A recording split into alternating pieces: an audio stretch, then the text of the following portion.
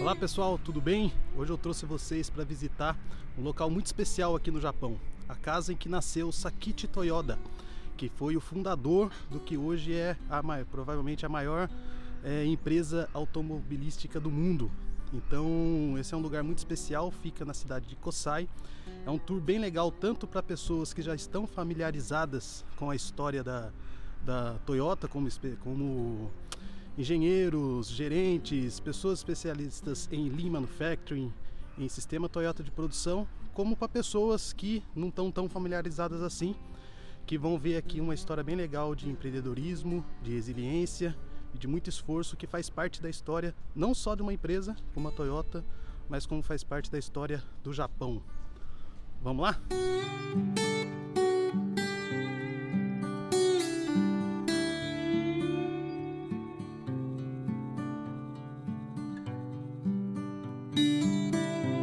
Vamos lá, esse museu aqui, ele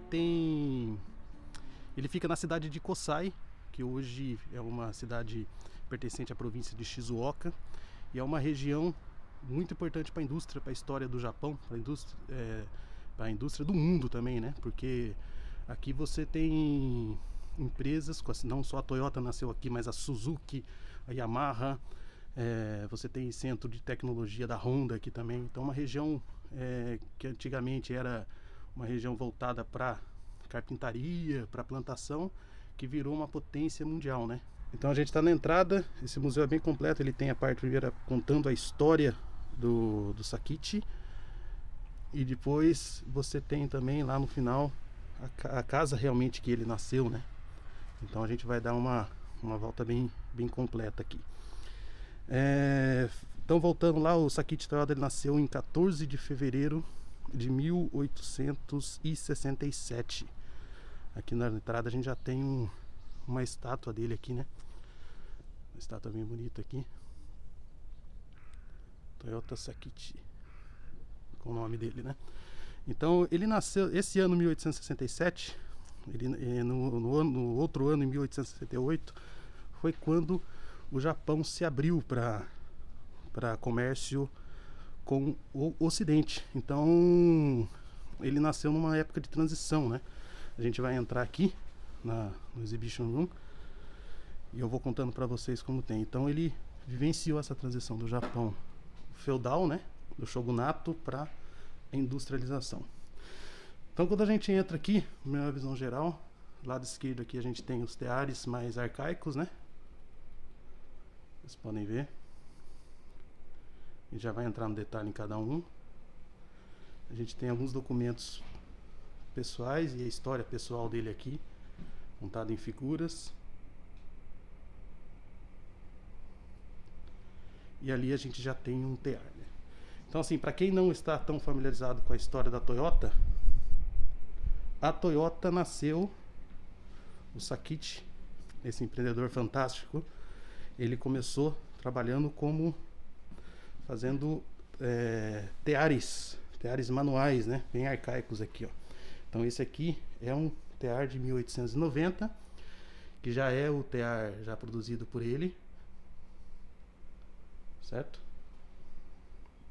Aqui você tem um tear de 1894. Essa peça aqui, ó, para quem é do meio do Lean Manufacturing e tal, é uma peça muito importante, ela chama lançadeira. Foi aqui que essa peça é um dispositivo que fica aqui no tear.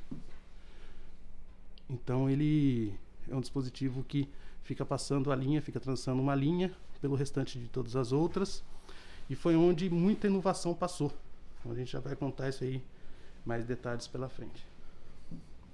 Aqui a gente já tem um equipamento de 1896, que foi o primeiro já que envolvia que não era manual, né? Então até ali a gente tinha o manual, depois ele começou a construir primeiro a vapor e depois elétrico. Então esse aqui já é de 1896. Aqui a gente tem um timeline aí de toda a vida. Vou fazer um resumo rápido. Ele nasceu lá em 1867. Começou depois a trabalhar com o pai, né? Começou a trabalhar com o pai na oficina, tá falando aqui, como carpinteiro. Em 1890, ele já estava em Tóquio. 1890 é o ano que construiu, que ele já, aquela invenção que a gente viu ali já é patenteada. Ele já estava trabalhando como carpinteiro. 1904, 1910 ele já estava já com o empreendimento rodando bem. Então, em 1910 está falando aqui da viagem que ele fez para América e Estados Unidos. Depois ele conseguiu patentear esse modelo G, que é um que tinha parada automática, tá falando aqui, né? Ele vendeu essa patente, teve um significado muito importante para a indústria japonesa. Por quê? Porque até então os japoneses só copiavam, né? Porém, foi a primeira vez que a indústria japonesa começou a vender o conhecimento, né? Aqui conta que ele nasceu meio fraco fisicamente e os pais fizeram uma promessa e tiveram que andar 100 quilômetros até o templo de Okazaki, né? Para ele conseguir ter boa saúde.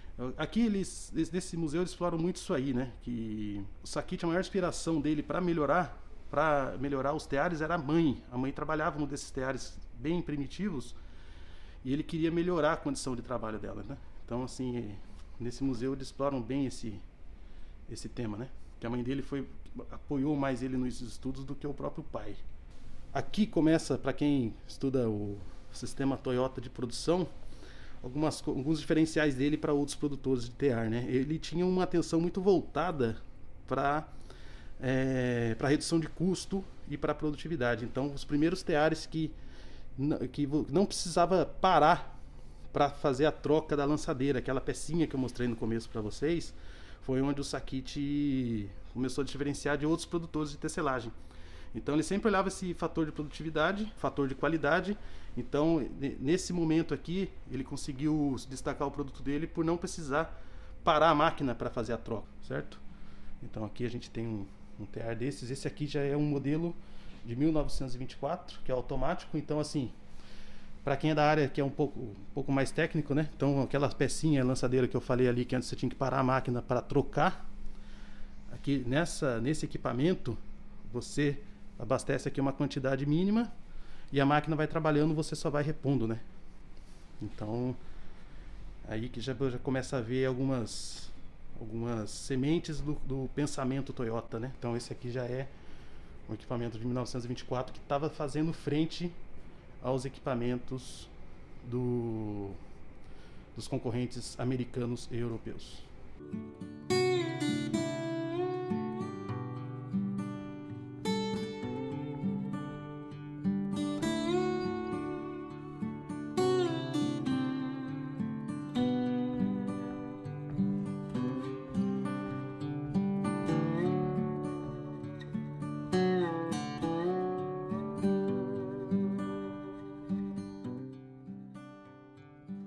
Que eles retratam, né?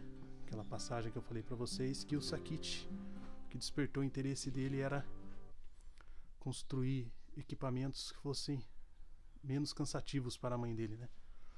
Então essa imagem aqui tenta mostrar, provavelmente tinha máquina de tear aí dentro da casa e mostra ele atrás da mãe, né? Onde seria a inspiração dele para inventar coisas, né?